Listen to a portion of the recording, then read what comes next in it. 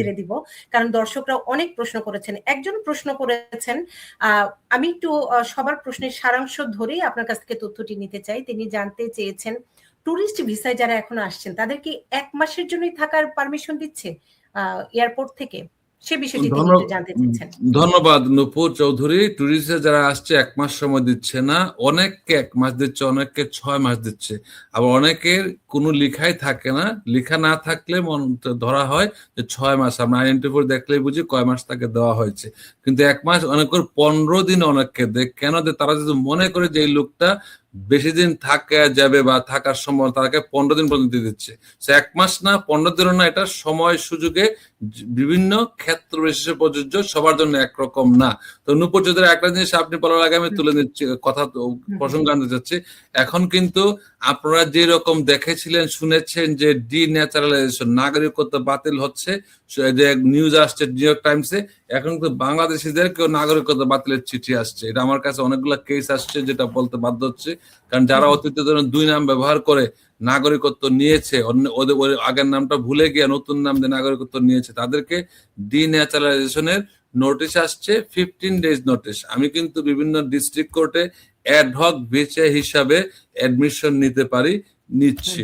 কেন নিচ্ছি? কারণ ওইসব কোর্টে আমাদের যেতে হয়, ফেডারেল কোর্টে, যে রিপ্রেজেন্ট করার জন্য। তাদেরকে বলা হচ্ছে তোমার আগে এই নাম ছিল, ডিপোর্টেশন ছিল, পরে এই নাম দিয়ে তুমি আসছো, তুমি কেন তোমার ডিপোর্ট করা হবে না, ডিন্যাচারালাইজ করা হবে না? কারণ ১৫ দিনের ভিতরে, আর যদি 15 দিনের ভিতরে তুমি যদি নাগরিকত্ব বাতিল করতে সম্মত হও, তাহলে আমরা তোমার বিরুদ্ধে কেসটা করব না।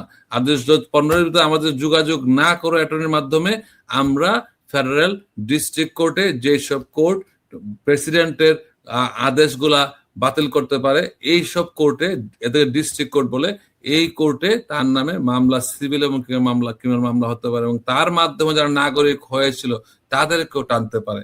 সেই বিষয়টা যারা অতীতে ভুল করেছেন আর কিছুই করে, তারা সতর্ক থাকার সুযোগ নাই। কিন্তু যারা ফিউচারে যারা এরকম চিন্তা ভাবনা করছেন, নাম বদল করবেন বা এলিয়েন নাম্বার চেঞ্জ করবেন, ডেট অফ বার্থ চেঞ্জ করবেন, ডোন্ট ডু দিস।